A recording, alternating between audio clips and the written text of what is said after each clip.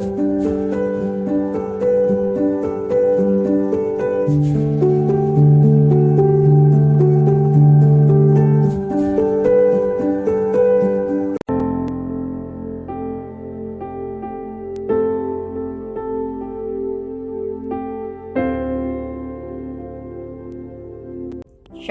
dan selamat pagi Bapak Ibu serta pemuda-pemudi yang diberkati Tuhan Yesus Kristus. Halo, apa kabarnya? Hari ini Selasa 11 Oktober 2022, saya Pendeta Indah Sriatun bersama dengan Sophie Olivia Genesia Siagian mengajak kita semua untuk mengadakan renungan pagi bersama dengan Gereja Kristen Oikumene di Indonesia yang berpola 4M, yaitu menerima, merenungkan, melakukan, dan membagikan.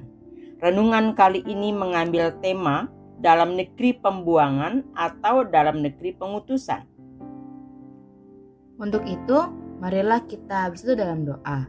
Terima kasih Tuhan Yesus, di pagi hari ini kami datang untuk belajar memiliki integritas dalam membangun bangsa dan negara kami.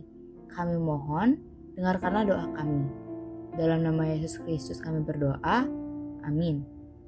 Pembacaan firman Tuhan pada hari ini diambil dari Yeremia 29 ayat yang ke-7 yang berkata demikian.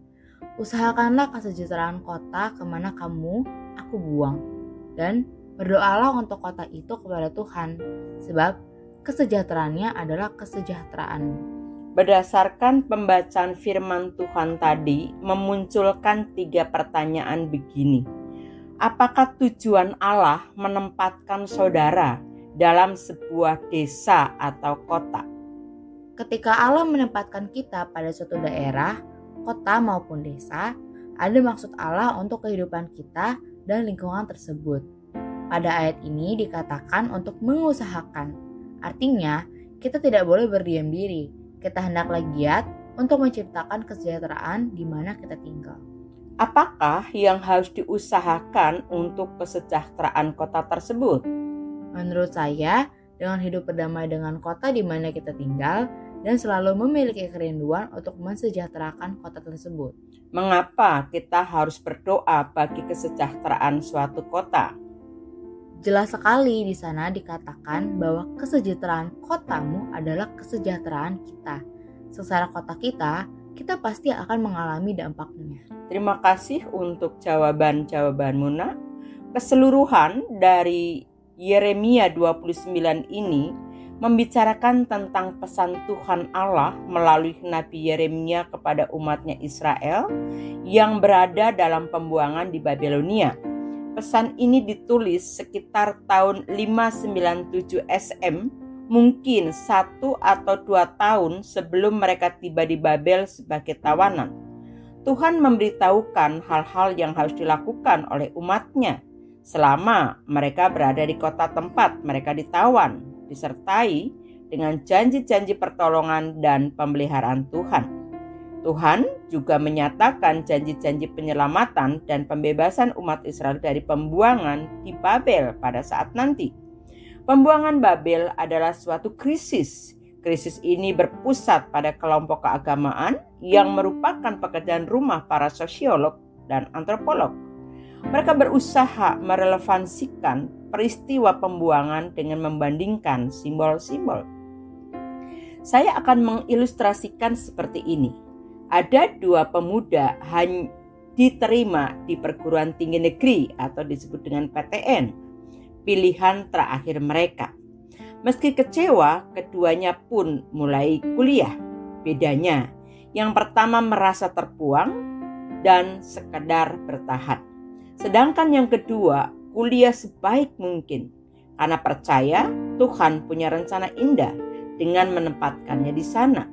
Ia menjadi mahasiswa yang meraih prestasi berskala nasional, membuat bangga baik kampus maupun orang tuanya. Allah melalui Nabi Yeremia meminta umatnya dalam pembuangan memilih sikap seperti mahasiswa kedua tadi. Sebagai keturunan Abraham, bangsa Israel telah dipilih untuk diberkati dan memberkati segala bangsa. Memang tahun di Babel adalah hukuman atas pelanggaran mereka. Namun rancangan berkat Allah tetap akan digenapi pada waktunya.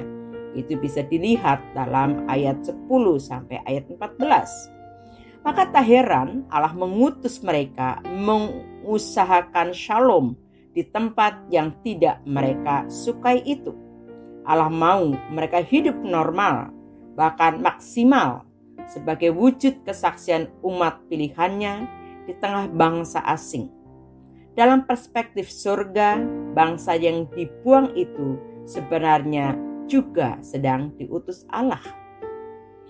Baru pindah rumah, kuliah, atau bekerja di tempat yang tidak disukai? Sebagai murid Kristus, kita punya dua pilihan sikap. Pertama, kita bisa berkata, tempat dan orang-orang yang tak disukai ini tidak menjanjikan masa depan buatku. Kedua, kita bisa berkata, aku akan lakukan yang terbaik.